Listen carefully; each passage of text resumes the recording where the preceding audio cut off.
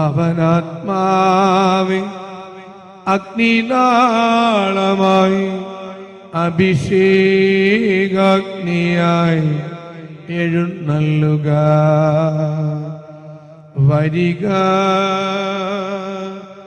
വാഴുക. ആത്മാവിൻ മാധുര്യമേ, വെളിവിൻ കതിരേ,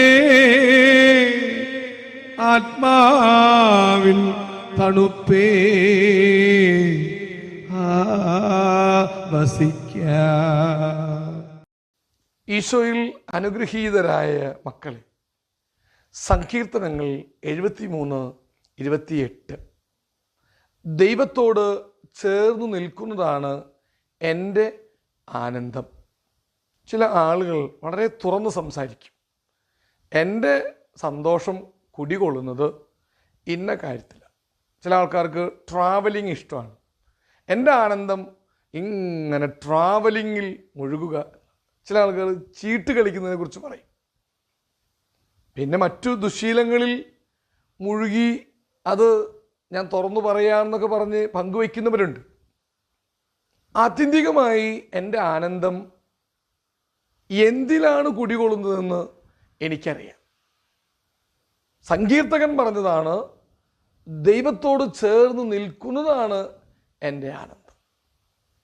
എന്തിലാണ് ഞാൻ ആനന്ദം കണ്ടെത്തുക? ദൈവികമായ കാര്യങ്ങളിൽ ഏർപ്പെട്ട് സന്തോഷം, സമാധാനം, ശാന്തത, ഏവരുമായിട്ടുള്ള സൗഹൃദം നിലനിർത്താനുള്ള പ്രത്യേകമായൊരു പരിശ്രമം, അങ്ങനെ കുറേയേറെ കാര്യങ്ങളുണ്ട്. ഒരു കാര്യം ഉറപ്പാക്കുക, നന്മയായി സംഭവിക്കുന്നതിൽ ആനന്ദം കണ്ടെത്താനും തിന്മയായി ഭവിക്കുന്നത് കാണുമ്പോഴോ കേൾക്കുമ്പോഴോ അനുഭവിക്കാൻ ഇടയാകുമ്പോഴോ അതിൽ ദുഃഖമുണ്ടാവുക ഒരു സ്വാഭാവിക പ്രകടനമാണ്, പ്രതികരണമാണ്. നമുക്ക് ഇന്നു മുതൽ നന്മയായതിൽ ചെന്നെത്തി നിൽക്കുന്ന എന്തിലും ആനന്ദിക്കാനുള്ളൊരു കഴിവ്, ഒരു പരിശ്രമം ഉണ്ടാകട്ടെ. ഹല്ലേലൂയ, ആവേ മരിയ, ആമേൻ.